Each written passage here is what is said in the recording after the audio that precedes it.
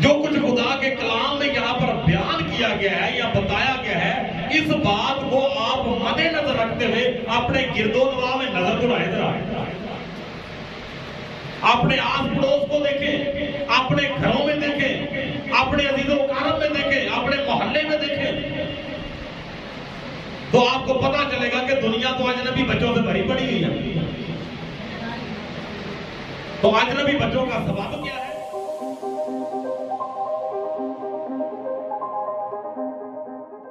خداوند کی زندگی پر بابرکت الہی پاک کلام کی تلاوت کریں گے۔ پرانے عہد نامہ میں سے مقدس ہوسیہ نبی کا صحیفہ اور اس کا 5واں باب ہے اور اس کی 7ویں آیت مبارکہ کی تلاوت کریں گے۔ مقدس پاک کلام میں اس طرح لکھا گیا ہے، انہوں نے خداوند کے ساتھ بے وفائی کی کیونکہ ان سے اجنبی بچے پیدا ہوئے۔ اب 1 مہینے کا عرصہ ان کی جائیداد سمیت ان کو کھا جائے گا۔ مقدس پاک کلام کا پڑھا اور سنا جانا ہم سب کے لیے باعث برکت ہو۔ آمین۔ سب تشریف رکھیے۔ اور آج کی یہ عبادت ہے، یہ ایلڈر پرویز احمد صاحب کے بیٹے آکاش کہ خداوند کے حضور یہ شکر گزاری کی عبادت رکھی ہے کیونکہ خداوند نے اسے صاحب اولاد کیا اور ایک قبول جیسی بیٹی عطا کی ہے۔ ہاللیلویہ۔ سو خداوند کی شکر گزاری کرتے ہیں اس بات کے لیے کہ خداوند نے یہ فضل عطا کیا ہے۔ کلام خدا میں لکھا ہے کہ ہر بات میں اس کی شکر گزاری کیا کرو۔ تو آج ہم ایک بڑا خاص اور عمیق بھید مقدس پاک کلام میں سے سننے اور سمجھنے کو ہے۔ یہاں پر خداوند کے بندہ مقدس ہوسیہ نبی کی معرفت خدا کلام کرتا ہے اور کلام خدا میں اس طرح لکھا ہے کہ انہوں نے خداوند کے ساتھ بے وفائی کی، اور خاص بات جس پر آج ہم تھوڑی دیر کے لیے غور و خوض کریں گے، آگے کلام خدا میں لکھا ہے کیونکہ ان سے اجنبی بچے پیدا ہوئے، ان سے اجنبی بچے پیدا ہوئے۔ آج کا ہمارا ٹاپک بھی یہی ہے، اجنبی بچوں کی پیدائش، اجنبی بچوں کی پیدائش یا اجنبی بچے۔ اچھا آپ مجھے بتائیے گا اجنبی کا کیا مطلب ہوتا ہے؟ اجنبی کا مطلب کیا ہوتا ہے؟ ایک تو اجنبی ہم اس کو کہتے ہیں کہ جس کو ہم نہیں جانتے یا وہ ہمیں نہیں جانتا، لیکن یہاں پر جب خدا بات کرتا ہے کہ ان سے اجنبی بچے پیدا ہوئے، تو خدا یہاں پر کیا کہنا چاہ رہا ہے کہ کس چیز کے متعلق وہ اجنبی ہے؟ کس کے متعلق خدا بات کرتا ہے کہ یہ بچے جو ہیں اس لحاظ سے یہ بالکل اجنبی ہیں، یہ بالکل نہیں جانتے۔ تو یہاں پر خدا بڑے افسوس کے ساتھ یہ بات کرتا ہے۔ نمبر 1 پہلی بات لکھا ہے کہ انہوں نے خداوند سے بے وفائی کی ہے، اور نمبر 2 ان سے اجنبی بچے پیدا ہوئے ہیں۔ یہاں پر نہ صرف بچوں کی بات ہے بلکہ والدین کی بات بھی ہوئی ہے۔ اس آیت مبارکہ کا جو پہلا حصہ ہے اس میں بات ہو رہی ہے والدین کی، اس میں بات ہو رہی ہے پیرنٹس کی۔ غور کیجئے گا ذرا، لکھا ہے انہوں نے خداوند کے ساتھ بے وفائی کی۔ کنہوں نے؟ ماں باپ نے، والدین نے، پیرنٹس نے خدا کے ساتھ بے وفائی کی، اور بے وفائی کا نتیجہ کیا نکلا؟ جی کیا نتیجہ نکلا؟ بے وفائی، خدا کے ساتھ بے وفائی کرنے کا نتیجہ یہ نکلا کہ ان سے جو بچے پیدا ہوئے وہ اجنبی بچے ہیں۔ تو کس لحاظ سے وہ اجنبی ہیں؟ خدا یہ نہیں کہہ رہا کہ وہ بچے جو پیدا ہوئے وہ اپنے ماں باپ کو نہیں پہچانتے۔ ماں باپ کی تو بچوں کو پہچان ہو ہی جاتی ہے، جب آتے جاتے ان کو چی چی چی چی چی کرنا ہے تو ان کو پہچان تو ہو جانی ہے۔ ہفتے میں بچہ جو ہے وہ اپنے ماں باپ کے ہاتھ پہچان لیتا، اور کوئی اٹھائے تو وہ ری ری کرنا شروع کر دیتا۔ تو ماں باپ سے اجنبی ہونے کی بات بات یہاں پر خدا نہیں کر رہا. یہاں پر بات خدا کرتا ہے بڑے افسوس کے ساتھ کہ ماں باپ نے میرے ساتھ بے وفائی کی ہے اور ان کے بچے جو پیدا ہوئے ہیں وہ اجنبی پیدا ہوئے ہیں, وہ میرے بارے میں کچھ نہیں جانتے. نہیں, بات سمجھ میں آ گئی. خدا اپنی بات کر رہا ہے کہ یہ بچے جو ہیں یہ میرے بارے میں کچھ نہیں جانتے. تو اس کا سبب کیا ہے, کیوں نہیں جانتے, کیوں اجنبی ہیں وہ؟ بات سمجھ میں آ رہی ہے؟ کیوں اجنبی ہیں؟ کیونکہ والدین نے کیا کیا ہے خدا کے ساتھ, والدین خدا کے ساتھ کرتے ہیں بے وفائی. والدین جو ہے وہ خدا کو ٹائم دیتے نہیں. والدین جو ہے ان کی خدا کے خادموں کے ساتھ رفاقت نہیں. والدین جو ہے انہوں نے کبھی اگر وہ پڑھ بھی سکتے ہیں تو بائبل مقدس کا منہ نہیں دیکھا. کبھی ان کے اندر کوئی ایسا احساس نہیں پیدا ہوا کہ ہم خدا کے لیے بھی کچھ کریں. اس کو کہتے ہیں بے وفائی. تو اب اگر والدین کی حرکتیں اس طرح کی ہیں کہ سنڈے والے دن اگر چھٹی بھی ہو تو بڑے آرام کے ساتھ جو ہے وہ چارپائی پہ لیٹے رہنا یا اور کوئی ایکٹیویٹیز کرنی ہے, یا پھر سنڈے کا دن جو ہے وہ مخصوص کیا ہوتا ہے گھر والوں نے بھی اور بعضوں کا رشتے داروں نے بھی کہ سنڈے ہوگا تو پھر جائیں گے. نہ آپ عبادت کرنی ہے اور نہ کیوں بھائی نہ آپ عبادت کرنی ہے اور نہ دوسروں کو کرنے دینی. تو اب یہاں پر کلام خدا میں اگر والدین کا طریقہ کار یہ ہے تو آپ مجھے بتائیے اگر ان سے بچے پیدا ہوں گے تو وہ کیسے بچے پیدا ہوں گے؟ کیا ان بچوں کو کوئی خدا کے بارے میں پہچان ہوگی؟ وہ خدا کے معاملے میں بالکل اجنبی بچے پیدا ہوں گے. اور یہ کسی ایک فیملی کی یا کسی ایک بندے کی بات میں نہیں کر رہا. جو کچھ خدا کے کلام میں یہاں پر بیان کیا گیا ہے یا بتایا گیا ہے, اس بات کو آپ مد نظر رکھتے ہوئے اپنے گرد و نواح میں نظر دلائیں ذرا.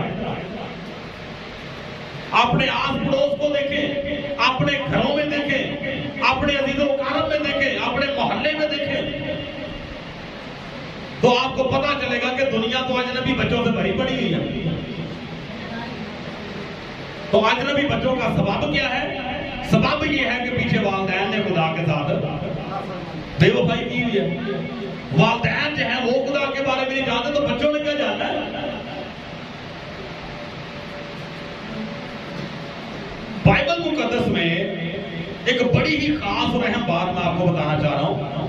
بنی اسرائیل قوم میں یہ ایک ترتیب تھی کہ اپنے آباء و اجداد کا نسب نامہ جاننا ضروری ہے. کیوں؟ اناجیل اربع کے اندر مقدس متی رسول کی انجیل پڑھے, مقدس لوکا کی انجیل پڑھے تو ایک ترتیب کے ساتھ 42 پشتوں کا بیان کرتا ہے مقدس متی رسول. مقدس لوکا کی انجیل کی بات کریں تو وہ خداوند یسوع مسیح سے شروع کر کے سیدھا پیچھے باغ آدم تک لے کے جاتا ہے. کیا ضرورت پڑی ہے؟ ضرورت اس لیے پڑی ہے کہ بچے جو ہیں وہ اپنے آباء و اجداد کے نسب نامے سے نہ واقف نہ رہے. بچے جو ہیں وہ اپنے باپ داد کے نسب نامے سے اجنبی نہ رہے. انہیں اپنے باپ دادا کے بارے میں پتا ہو. تو کلام خدا میں بھی آپ کے ساتھ ایک حوالہ پڑھوں گا کہ جن کو نسب نامے کا پتہ نہیں ہوتا تھا یا جن کے پاس نسب نامے کی وہ سند نہیں ہوتی تھی وہ اسرائیل میں شمار ہی نہیں کیے جاتے تھے. ان کو بنی اسرائیل قوم میں سے خارج کر دیا جاتا تھا. میرے ساتھ ایک حوالہ دیکھیے کی کتاب اس کا 7واں باب ہے اور اس کی آیت نمبر 64 سے ہم پڑھتے ہیں. یہاں پر لکھا ہوا ہے انہوں نے اپنی سند ان کے درمیان جو نسب ناموں کے مطابق گنے گئے تھے ڈھونڈی پر وہ نہ ملی, اس لیے وہ ناپاک مانے گئے اور کہانت سے خارج ہوئے. اور حاکم نے ان سے کہا کہ وہ پاک ترین چیزوں میں سے نہ کھائیں جب تک کوئی کاہن اوریم اور تمیم لیے ہوئے برپا نہ ہو. اب یہ ان لوگوں کی بات ہے جو بنی اسرائیل قوم ملک بابل کے اندر 70 سال غلامی میں رہے ہیں. اور جب یہ وہاں پر سے 70 سال کی غلامی کے بعد واپس یروشلم میں آئے ہیں تو ان کی باقاعدہ گنتی کی گئی ہے اور کاؤنٹنگ کی گئی ہے وہ نسب ناموں کے مطابق. تو یہاں پر ہمیں پتہ چلتا ہے کہ کچھ لوگ ایسے تھے, یہ بڑا مختصر کر کے بتا رہا ہوں میں, کچھ لوگ ایسے تھے کہ جن کے نسب ناموں کی سند ان کو ملی نہیں ہے, جن کو پتہ ہی نہیں تھا کہ نسب نامہ ہمارا کہاں پہ ہے. تو ان کے بارے میں لکھا ہے کہ وہ خارج کر دیے گئے, ان کو ناپاک مانا گیا. یہاں تک لکھا ہوا ہے کہ ان سے یہ حاکم نے کہا کہ وہ پاک ترین چیزوں میں سے کچھ کھا بھی نہیں سکتے, اتنی پابندی ہو گئی. تو یہ بات تو تھی دنیاوی ماں باپ کی, دنیاوی اب اجداد کی بات ہے کہ ان کی سند, ان کی کہاں, اس کی سند جو ہے وہ ان کے پاس ہونی چاہیے تھی. لیکن روحانی طور پر جب ہم بات کرتے ہیں تو ہمیں اپنے روحانی اب اجداد کے بارے میں علم ہونا چاہیے. روحانی طور پر ہمیں اپنے نسب ناموں کا پتہ ہونا چاہیے کہ روحانی طور پر ہمارا نسب نامہ کون سا ہے. آج ہم اپنے بچوں سے پوچھ رہے ہیں, انہیں خدا یسوع مسیح کے رسولوں کے بارے میں نہیں پتا. آگے رسولوں کے جو شاگرد ہوئے ہیں ان کے بارے میں نہیں پتا. ابتدائی کلیسیا جو کہ رسولوں کے شاگرد تھے, جن کو ابتدائی کلیسیا بائبل مقدس کہتی ہے, ان کے بارے میں بات کریں تو نہیں پتا. تو اس کا مطلب یہ ہوا کہ وہ اپنے آباء و اجداد کے نسب نامے سے ناواقف ہیں. تو اگر وہ ناواقف ہیں تو پھر کیا خیال ہے کہ وہ مسیحیت میں وہ شامل ہیں, کیونکہ مسیحیت کا آغاز تو ہوا خدا یسوع مسیح سے. مسیحیت کو پھیلانے والے ہیں خدا یسوع مسیح کے رسول. تو جن لوگوں کو اس ہسٹری کا ہی پتہ نہیں ہے, آپ کا کیا خیال ہے کہ وہ ان کو بڑی واقفیت ہے. تو اس لحاظ سے اگر دیکھا جائے تو روحانی طور پر آپ کو لوگ اجنبی بچے ملیں گے کہ ساری زندگی جو ہے وہ اجنبیت میں انہوں نے گزار دی. تو واپس آتے ہیں اس بات پر کہ خدا نہیں چاہتا کہ ہم سے جو بچے پیدا ہوں وہ اجنبی بچے پیدا ہوں. والدین خدا بناتا ہے, خدا یہ کرم کرتا ہے کہ بچوں کو صاحب اولاد کر کے ان کو والدین بنا دیتا ہے. تو والدین بننا تو بڑی خوشی کی بات ہے, لیکن اسی خوشی کے ساتھ ساتھ ضرورت اس بات کی ہے کہ اس ذمہ داری کو بھی سمجھے. آج بیٹے کاش کو اور بیٹی رما کو خدا نے صاحب اولاد کیا ہے اور ایک بیٹی عطا کی ہے, تو خوشی تو بڑی ہے, لیکن اس کے ساتھ ساتھ جو ذمہ داری خدا کا کلام ہمیں سکھاتا ہے اس ذمہ داری کو قبول کرنا بھی ان کی ذمہ داری ہے. اگر آج کے بچے خود خدا کے کلام کے بارے میں نہیں جانتے, اگر آج یہ دونوں میاں بیوی کاش اور رما کی بات کر رہا ہوں, اگر آج یہ دونوں میاں بیوی خدا کے کلام کے بارے میں کچھ نہیں جانتے یا کچھ نہیں سیکھتے, تو آپ کا کیا خیال ہے کہ بیٹی کیا سیکھے گی؟ تو یہ بڑی برکت بات ہوتی ہے کہ اگر بچے جو ہیں وہ خدا کے مذہب پر پیدا ہوں. یہ بڑی گہری بات میں نے کر دی ہے. خدا کے مذہب پر پیدا ہونے سے مراد یہ ہے کہ بیک گراؤنڈ ایسی ملے, آباء و اجداد ایسے ملے کہ جو آلریڈی انہوں نے ایک ایمان کی جو ہے وہ جگہ بنا کے رکھی ہو. ایمان کی گود میں اگر بچے پیدا ہوتے ہیں تو یہ ان کے لیے بڑی مبارکبادی کی بات ہے. تو اگر بچوں کو ایسی گود ملتی ہے کہ جس میں نہ دعا ہے, اگر بچوں کو ایسی گود ملتی ہے جس میں نہ دعا ہے, نہ ایمان ہے, نہ خدا کے پاک کلام کی سٹڈی ہے, نہ خدا کے خادموں کے ساتھ رفاقت ہے, تو آپ مجھے بتائیں کہ ایسی گود میں پلنے والے ایسا بچے کیسے ہوں گے؟ اجنبی بچے ہوں گے. وہ بچپن میں بھی کچھ خدا کے متعلق نہیں سیکھ پائیں گے اور بڑے ہو کر بھی وہ خدا کے متعلق کچھ بھی جان نہیں پائیں گے. اور ایسے ہی بچوں کی بات خدا کا کلام کرتا ہے کہ جن کو پھر بعد میں ٹکڑے مانگنے پڑتے ہیں. یہ میں نے سٹڈی دی ہوئی ہے کہ ٹکڑوں سے کیا مراد ہے. روحانی طور پر ایسے وہ بچے ہو جاتے ہیں کہ جن کو پھر بڑے ہو کر ضرورت پڑنے پر پھر ٹکڑے مانگنا پڑتے ہیں. پھر تیل کی بوتلیں, پانی کی بوتلیں اٹھا کے فری بسیں لگی ہوئی ہے, کبھی چکوال جا رہے ہیں, کبھی ناروال جا رہے ہیں, کبھی وہاں پہ فیسٹیول آ گیا ہے, کبھی وہاں پہ خدا کے بڑے اچھے خادم آئے ہوئے ہیں. خادم اچھے ہی ہوتے ہیں, لیکن بعد میں لوگوں کی کر رہا ہوں. کہ کیوں اب تک جو ہے وہ خدا کے ساتھ کوئی اپنا رابطہ نہیں بنا؟ خادموں کو خدا ٹھیکے پہ لیا ہوا ہے؟ اگر آپ لوگ بھی محنت کرتے ہیں، اگر آپ لوگ بھی خدا کے ساتھ تھوڑا وقت گزارتے ہیں، خدا کے کلام کو سیکھتے ہیں اور وفاداری کرتے ہیں، تو خدا آپ کا بھی ہے، آپ کے ساتھ بھی خدا بولے گا، آپ کے ساتھ بھی خدا کلام کرے گا۔ اور اسی ایمان کے ساتھ اگر کسی مسا شدہ خادم کے پاس جائیں گے تو کام ایسے ہو جائے گا۔ اگر درخواستیں رد ہو جاتی ہیں تو اس کے پیچھے وجہ کیا؟ اجنبی ہے۔ اور یہی بات کلام خدا میں بار بار خدا اپنے لوگوں کو یہ سکھاتا رہا ہے۔ استثنا کی کتاب اگر ہم پڑھتے ہیں، اس کا 6واں چیپٹر ہے، تو اس میں لکھا ہوا ہے کہ جن باتوں کا حکم میں آج کے دن تجھے دیتا ہوں، نمبر 1 پہلے یہ تیرے دل پر تیرے دل پر نقش ہو جائے، اور پھر تو نمبر 2 اپنی اولاد کے ذہن نشین کرنا۔ ذہن نشین کرنے کا مطلب سمجھتے ہیں؟ جس طرح بچے پیپر یاد کرتے ہیں، اس طرح خدا نے کہا کہ یہ باتیں پھر تو اپنی اولاد کے ذہن نشین کرنا، اور اٹھتے بیٹھتے راہ چلتے اور لیٹتے وقت ان کا ذکر کیا کرنا، تاکہ نسل در نسل، کیا لکھا ہے؟ نسل در نسل تمہارے درمیان یہ دائمی قانون ہو جائے۔ اور پھر استثنا کتاب آگے بڑھتے ہیں تھوڑا سا، تو وہاں پر خدا کہتا ہے کہ تو اپنے لڑکوں کو میرے احکامات سکھانا۔ زبور نمبر 78 پڑھتے ہیں ذرا، پہلی آیت سے پڑھتے ہیں تو لکھا ہے، اے میرے لوگوں میری شریعت کو سنو، میرے منہ کی باتوں پر کان لگاؤ، میں تفصیل میں کلام کروں گا اور قدیموں میں کہوں گا، جن کو ہم نے سنا اور جان لیا اور ہمارے باپ دادا نے ہم کو بتایا۔ کنہوں نے بتایا جی؟ پھر سے بولیے، کنہوں نے بتایا؟ باپ دادا نے ہم کو بتایا، اور جن کو ہم ان کی اولاد سے پوشیدہ نہیں رکھیں گے، بلکہ آئندہ پشت کو بھی خداوند کی تعریف اور اس کی قدرت اور عجائب جو اس نے کیے بتائیں گے، کیونکہ اس نے یعقوب میں ایک شہادت قائم کی اور اسرائیل میں شریعت مقرر کی، جن کی بابت اس نے ہمارے باپ دادا کو حکم دیا کہ وہ اپنی اولاد کو ان کی تعلیم دے، تاکہ آئندہ پشت یعنی وہ فرزند جو پیدا ہوں گے ان کو جان لے، اور وہ بڑے ہو کر پھر اپنی اولاد کو سکھائیں۔ تو آپ مجھے بتائیں کہ اگر اس طرح چین ایک چلے گی کہ باپ دادا سکھائیں اپنے بچوں کو، اور وہ بچے بڑے ہو کر پھر سکھائیں اپنے بچوں کو، اور وہ بچے پھر بڑے ہو کر آگے سکھائیں اپنے بچوں کو، تو آپ مجھے بتائیں اجنبی بچے پیدا ہوں گے؟ ہاللویا! پھر اجنبی بچے پیدا ہوں گے؟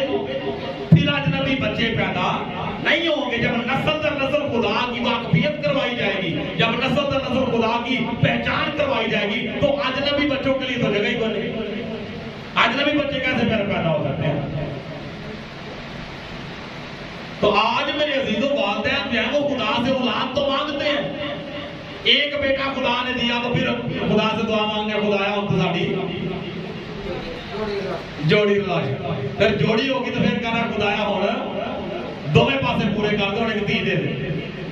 چلو وہ بھی خدا نے دے دیا، وہ بھی کام خدا نے کر دیا، بیٹے بھی ہو گئے، بیٹی بھی خدا نے دے دی، کام تو پورا ہو گیا۔ پھر خدایا نا 2 کر دو، 2 بہنوں سے 2 بھرا ہو جانا، چلو یہ بھی ٹھیک ہے جی، وہ بھی خدا نے کر دیا۔ اور چلو بھائی جوڑیاں تو خدا نے لائیاں، تو یہ اندازہ کریں کہ یہ بچے بیچارے اجنبی تو نہیں ہے، دے تو ہے خدا، مانگ تو نہیں ہے خدا سے، خدا نے دے بھی دیے ہیں، لیکن سوچنا یہ ہے کہ پہلا اجنبی ہے، دوسرا اجنبی ہے، تیسرا اجنبی ہے، چوتھا اجنبی ہے، تو اجنبی اکٹھے کری جاؤ، تو خدا کو کیا منہ دکھائیں گے؟ تو اس لیے میرے عزیزوں، کلام خدا کے مطابق یہاں پر واضح کیا گیا ہے۔ 5ویں آیت میں پڑھتے ہیں تو لکھا ہے کہ اس نے یعقوب میں ایک شہادت قائم کی اور اسرائیل میں شریعت مقرر کی، جن کی بابت اس نے ہمارے باپ دادا کو حکم دیا کہ وہ اپنی اولاد کو ان کی تعلیم دے، تاکہ آئندہ پشت یعنی وہ فرزند جو پیدا ہوں گے ان کو جان لے، اور وہ بڑے ہو کر اپنی اولاد کو سکھائیں کہ وہ خدا پر آس رکھے اور اس کے کاموں کو بھول نہ جائیں، بلکہ اس کے حکموں پر عمل کریں اور اپنے باپ دادا کی طرح سرکش اور باغی نسل نہ بنے۔ یہ ہے بات۔ جس وجہ سے خدا نے بڑے افسوس کے ساتھ وہاں پر بات کی ہے کہ انہوں نے خداوند کے ساتھ بے وفائی کی ہے، اور اس بے وفائی کا نتیجہ یہ نکلا ہے کہ ان سے بچے اجنبی پیدا ہوئے ہیں، اجنبی بچے پیدا ہوئے ہیں۔ تو آج میرے عزیزوں اس پاک کلام کو یہ کوئی ایک دو دن کے لیے یاد رکھنے والی بات میرا خیال ہے نہیں ہے، کیوں جلد صاحب؟ یہ کوئی ایک دو دن کے لیے یاد رکھنے والی بات نہیں ہے، یہ بات یاد رکھنی ہے فار ایور، لائف ٹائم، جب تک خدا زندگی دے اس بات کو یاد رکھنا ہے۔ جن کو خدا نے باپ دادا بننے کا شرف عطا کیا ہے ان کے لیے ضروری ہے کہ وہ اپنے آگے پوتوں کو، بیٹوں کو سکھائیں۔ میں نے ایسے بزرگوں کو دیکھا سارا دن جب وہ چوکوں پہ موڑوں پہ کٹھے ہو گئے، مجلس لگا کے سب نے چٹے سوٹ پہنے ہوتے ہیں تو بیٹھ کے تو گپے ہانکتے رہنا۔ بچوں کے پاس نہیں بیٹھا جا سکتا، بچوں کو نہیں کچھ سکھایا جا سکتا۔ یہ ویسی مجلس سے روز آپ دیکھ سکتے ہیں، آپ نکلیں ذرا باہر، کیوں بھائی آپ نظر آتے ہیں کہ نہیں؟ چوکوں پہ موڑوں پہ آپ کو ملیں گے ایسے لوگ۔ تو مسئلہ کیا ہے؟ مسئلہ یہ ہے کہ اسی وجہ سے پھر اجنبی بچے پیدا ہوتے ہیں نا۔ تو اس لیے میرے عزیزوں خداوند کے مقدس کلام کے مطابق باپ دادا جو ہیں ان کے لیے ضروری ہے کہ وہ خدا کے احکامات نمبر ایک پہلے خود سیکھے ہوں اور پھر آگے اپنی آنے والی نسل کو بھی سکھائیں، تاکہ اجنبی بچے پیدا نہ ہو۔ جو بچے پیدا ہوں وہ ایسی گود میں پرورش پائیں جو ایمان والی گود ہو، وہ ایسی گود میں پرورش پائیں جو دعا والی گود ہو، وہ ایسی گود میں پرورش پائیں جو خدا کے پاک کلام کی سٹڈی والی گود ہو، جو خدا کے قانونوں کے ساتھ رفاقت والی گود ہو۔ تو ایسے بچے جو ہیں وہ پھر اجنبی بچے نہیں ہوں گے۔ ہاللیلویہ۔ سو خدا آپ سب کو آج کے اس پاک کلام کے وسیلہ سے برکت بخشے۔